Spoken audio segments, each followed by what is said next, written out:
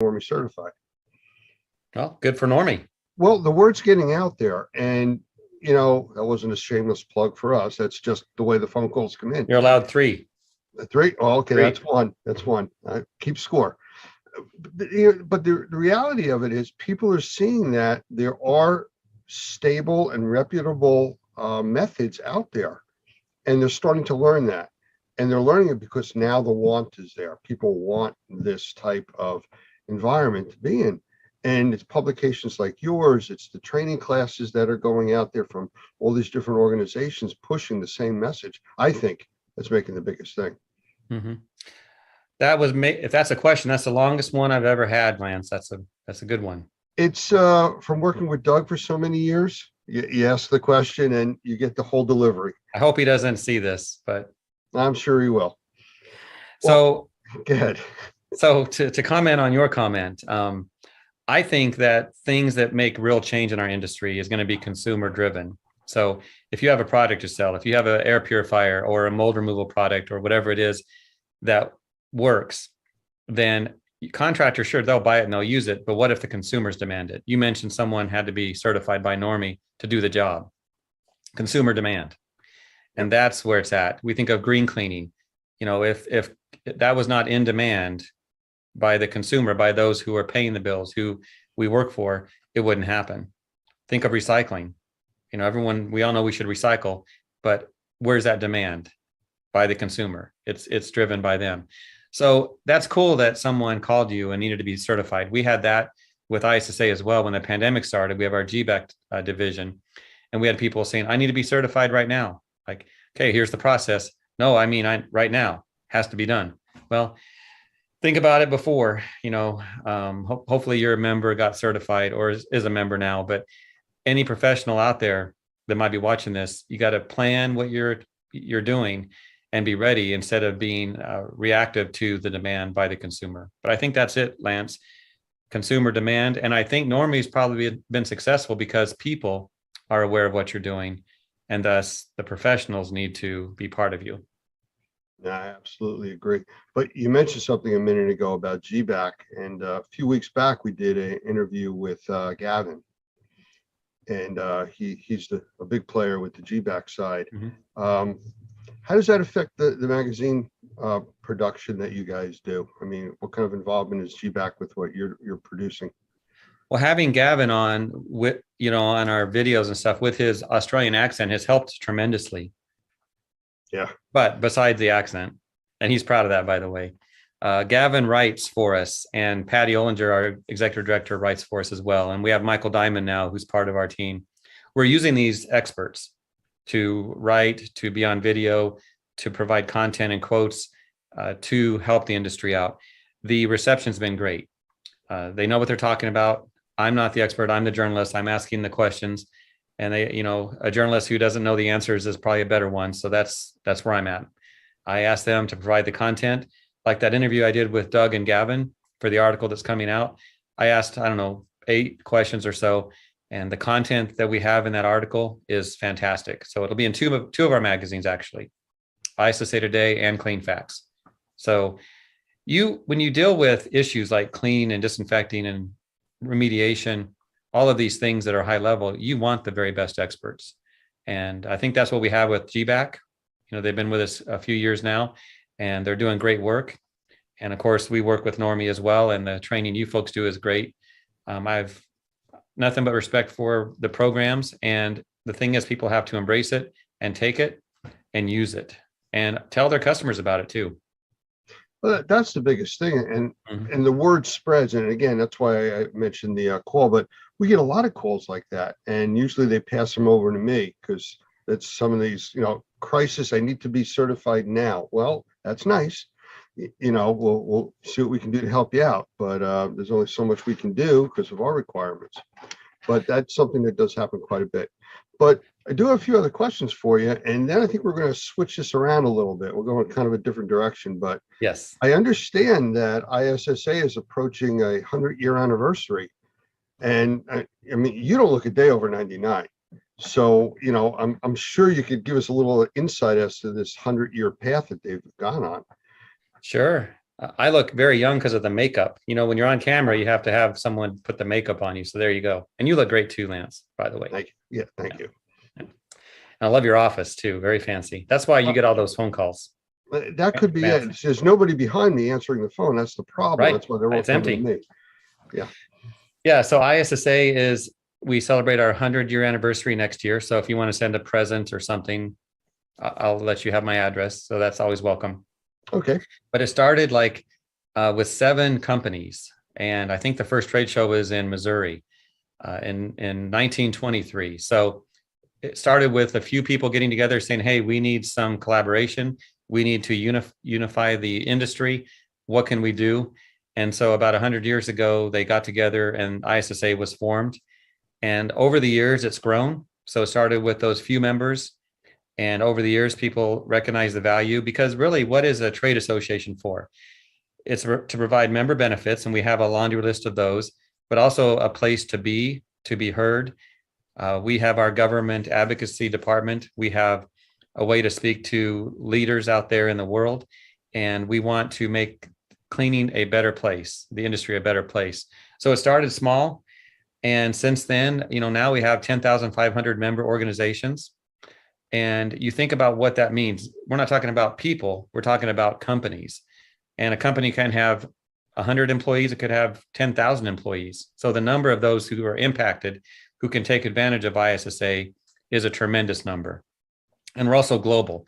We have offices in Australia, in Korea, Italy, and we reach the masses. We have offices to help with that. So I can't remember how many countries we're in, but it's significant. We're global as an operation. And we're always looking to provide whatever people need, whether it's through media. I get an idea from a member. Hey, what about this topic? We'll create it. We'll put it out there. We have training. We have our trade shows, and we have other events as well that we put out there for our members and others as well. But we concentrate on our members. You know, you mentioned global. We had been talking several years back, just prior to COVID, and we were going to be going out to Australia to do some training out there. And one of the delays that we ran into was the wildfires that were covering the whole continent. And so that delayed us going out, and then COVID hit and we couldn't go. So COVID did create a situation where we weren't able to go out to Australia and provide the training that we were going to be doing. But at the same time, COVID created such a worldwide awareness of breathing issues, indoor air quality, viruses, bacteria, and all these other health things that were always there, but kept, you know, out of sight, out of mind kind of a thing. They put it right in front of everybody. So it did change the way that our model kind of functioned. We lost out a little bit on being able to do the training at that time, but it created such a worldwide awareness that it has really opened up the markets. And our members are seeing that. I am sure that the ISSA teams are realizing that too, that it's a whole new game now. It is. And the concern I have is keeping that momentum going. So you're right. When COVID hit and we have the pandemic, in a way, it was good for our industry because it did raise that awareness. But what about now? I looked on the news this morning. It looks like the numbers are going back up right now. They're talking about another surge, but eventually this is all going to level out and we're going to get past the pandemic. What do we do with the awareness? You mentioned indoor air quality and breathing. I know that's a big component of what you do at Normie. What are you going to do to keep it going, Lance? What are you going to do? Well, theoretically, people can't stop breathing. So, you know, it's kind of like even in real depressions, food services continue because people need to eat. So, you know, the other industries slow down. So there's certain things that you can't stop. So the breathing industry can't go away. It's just whether it becomes something that's reachable for people to be able to decide whether they're going to have less quality of the air they breathe so they can afford food, you know, depending how bad the times get. And hopefully we never reach a situation like that. But with the awareness, I don't think that's going away anytime soon, at least for a generation.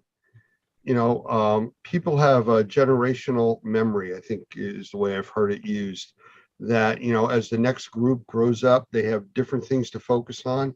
and the previous generation's issues and problems, well, it's not theirs. Yeah.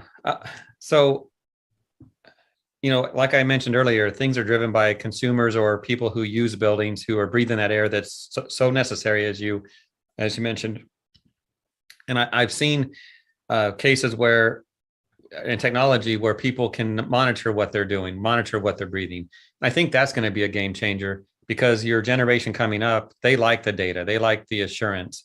So you think about someone in the past, they just look at the surfaces, they say it's clean or it's not clean. Does it smell good? It smells good, so it must be clean. But now we can look at the data, we can look at the testing. And I think that's going to drive things. So consumer awareness is going to help. And I see your point about it's going to be around for a generation, but how quickly we can forget when things are put aside. That's my concern. We don't want to lose that momentum. So we got to keep that going. You're absolutely right. And you mentioned about the technology and the data. And, we had talked, previously that we're in the process of rolling out an entire monitoring program on a nationwide platform, and eventually it'll go international. But it's about monitoring data at locations and making that data available to the people that make adjustments and decisions monetarily as to what they do with their indoor air quality, plus the public. I mean, the short version is all this data that's being captured can be put on a very simple 60-inch TV at the front door of a big corporation as you walk in. Your current indoor air quality conditions are, and people see it walking in. So, and they might walk out. And walk out. Yeah.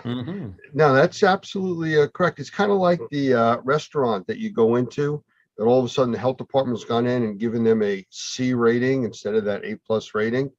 It's like, maybe I'll go eat next door. It's another way of showing confidence in your facility and your ability to keep it clean to the consumer. And again, it's all consumer driven, like you said. So, I mean, this stuff is what's going to keep this going, for some time. Our monitoring program will be launching next month. That is something we've had a lot of excitement about. And I know we haven't talked in a lot of detail with you about that, but it's something that's going to break quickly.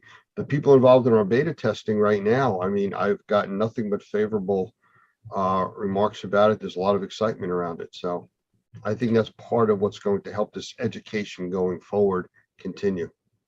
So it's a cool project you're working on. And I have to think that anyone walking into a building and they see the air quality. I mean, when you're on the interstate and you're driving and there's an alert on the sign that says air quality is whatever, you pay attention to that. Absolutely. Why is it low? And what is that fog I'm driving into? So I know you're talking about a higher level product that's going to really show the data, but we do want to know where we're going. And when we get there, what's it going to be like? We have to breathe, as you mentioned, but what are we going to be breathing? Well, that's a funny statement because you mentioned before about, having the air smell better, and there's things we can do to make the air smell better in our environments. But what you're doing is actually adding VOCs or volatile organic compounds, chemicals to that breathable air to give it that smell. You're not really smelling roses. You're smelling something that's artificially creating that smell, and you're inhaling chemicals. Are you a myth buster or what? It's just that whole reality check thing. Yeah, it smells good, but what are you really smelling? And is that affecting the air you're breathing? Are you saying in my orange Gatorade, there's no real oranges in there? Doug uses the example of, I'm trying to think, I think it's the FDA that puts limits on contaminants in water. And they say that water containing 50 parts per million of arsenic is acceptable. I don't know. I just leave that question out there. Is that acceptable? You're drinking arsenic? You good with that? Only a little bit. Only a little bit. So, it's that kind of stuff. If you have a choice, I'm sure you would want to drink the water without the arsenic. I would vote for that. Yes. Right. So with indoor air quality, if you have a choice of breathing air that doesn't have the chemistries in it to make it smell better, covering up a real problem, that might be something you would choose. Yes, agreed. So, So and you talked come to, put one of those machines in my house and I'll look at the signs and I'll know if I'm safe or not. okay, well, we'll talk about that after. I think it's something that, this is the right time. That's the only way I can describe it for this type of technology. About 15 years ago, I worked with a company that we had tried to bring a similar technology to the marketplace. Actually, it was using Motorola equipment at the time, and it was using telemetry. That's how far back we're going with the way it communicated. The internet wasn't stable enough. There wasn't enough speed. The technology wasn't there. It was ahead of its time, but the technology wasn't there to support it. 15 years later, wow, now, computers and everything, as far as they've gotten advanced, can handle all this with everything cloud-based. So this now would be the time for this type of deployment. And I think that's where we're at. Mm-hmm. So I'm trying to remember, there was a few things that I did want to talk to you about, other than, basically, the magazines. It's kind of like, what else you got in the works? Any surprises you can kind of like let out or not let out that you can accidentally let out? Yeah, well, if there were surprises, it wouldn't be if I let it out. But no, I can't think of any big secrets to share with you, Lance. But looking forward to trade shows coming up and getting out and meeting people. We've been doing that. We've done a couple of trade shows already, and it was nice seeing people in person. So that's good. No, every day is fun, and I'm always looking for some angle for media. Our video program is doing great. We're approaching 1 million views on that in the past couple of years. So we're no Justin Bieber or some famous rock star that gets millions and millions for each video we do, but we're happy with what we're doing. People are watching just like they do with yours. And it's a small industry in a way, but important people. And so we're trying to make sure we give them what they need. That's the constant thing, always doing that, trying to provide content that is consumable, that they can't get somewhere else is easy. No, you're right with that. So with that, let's flip this interview around a little bit. You're very comfortable in the interviewer type position. So is there any questions you want to ask me? Yes, a few questions, and I am more comfortable asking questions. It's a little easier to do, I think, but I enjoy being a guest on your show, Lance. Very nice. And I've been around a few Normie folks at other training opportunities. So a great group. But tell me, how long has Normie been around? 2004, July 4th, I believe, was the actual creation date. And I've actually been with them since 2006. Okay. And what was the purpose back then? And has that changed over the years? Well, Doug tells the story that prior to Katrina, he had started doing some training on indoor air quality, and it had a lot to do with being able to help with the sales of purification technologies and stuff like that. People being trained and having knowledge of the industry and products make it easier to sell the products. Mm-hmm. So they started doing training. They became a training organization, and I believe it was the state of Louisiana approached Doug to do training for them. And then, a year later, Katrina hit after they had been doing training, and then it just took off from there. Okay. So thinking about the training classes you've been doing, how have they improved? Someone looking in, why would they choose Normie? Well, the